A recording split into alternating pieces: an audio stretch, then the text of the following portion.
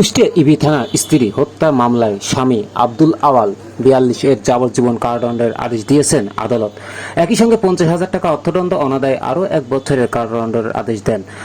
বুধবার আজ দুপুর ১২টা কুষ্টিয়া জেলা ও দায়রা জজ আদালতের বিচারক মোহাম্মদ এনায়েত কবির সরকার দণ্ডপ্রাপ্ত আসামির উপস্থিতিতে এই রায় ঘোষণা করেন।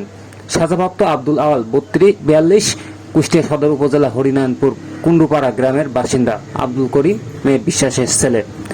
আদালতের মামলা সূত্রে জানা যায় ২০২০ সালের ২৯ জানুয়ারি সকাল ৮টায় ৩ সন্তানের জননী শাহানা খাতুন ওরফে শাহানা খাতুন ৩০-এর সাথে আসামির পরকীয়া সম্পর্কের জের ধরে ঝগড়া বিবাদ সৃষ্টি হয়।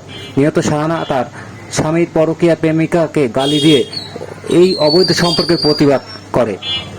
এতে নিহত আসামি আব্দুল আওয়াল তার নিজ বাড়ি সদর উপজেলার হরিনারায়ণপুর কুন্ডুপাড়া প্রকাশ্য বাড়ির অন্যান্যদের সম্মুখে ধারালো হাসুয়া দিয়ে স্ত্রী শাহানা খাতুনের দেহে বিভিন্ন স্থানে উপজুরি কুপিয়ে গুরুতর রক্তাক্ত জখম করে। এতে স্ত্রী ঘটনাস্থলে মারা যান। ঘটনার সময় আসামির মা ঠেকাতে গেলে আসামি তার মাকেও হাসুয়া দিয়ে কুপিয়ে জখম করেন। এই সময় সচিৎকার শুনে আশেপাশের প্রতিবেশীরা ছুটে এসে আসামিকে আটক করে নিকটস্থ ইবি থানায় পুলিশকে খবর দেয়। সংবাদ পেয়ে ইবি থানা পুলিশ ঘটনাস্থলে থেকে নিহত সুরথাল প্রস্তুত করে মরদেহ উদ্ধার করে ময়নাতদন্তের জন্য মর্গে প্রেরণ করেন এবং আসামি আব্দুল আওয়ালকে থানায় নিয়ে যান।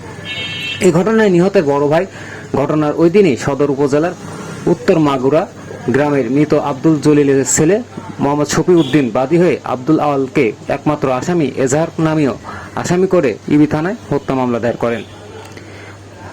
মামলাটি তদন্ত শেষে ইবি থানা পুলিশ পরিদর্শক শাহ আলী মিয়া ২০২০ সালের ৩ মার্চ মামলার একমাত্র আসামি আব্দুল আওয়ালকে বিরুদ্ধে হত্যাকাণ্ডে জড়িত অভিযোগ এনে আদালতে চার্জশিট দাখিল করেন।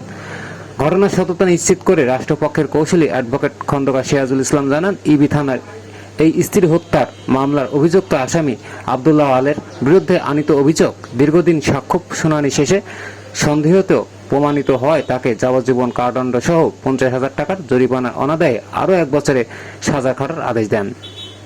তাজা সংবাদ, কুষ্টিয়া।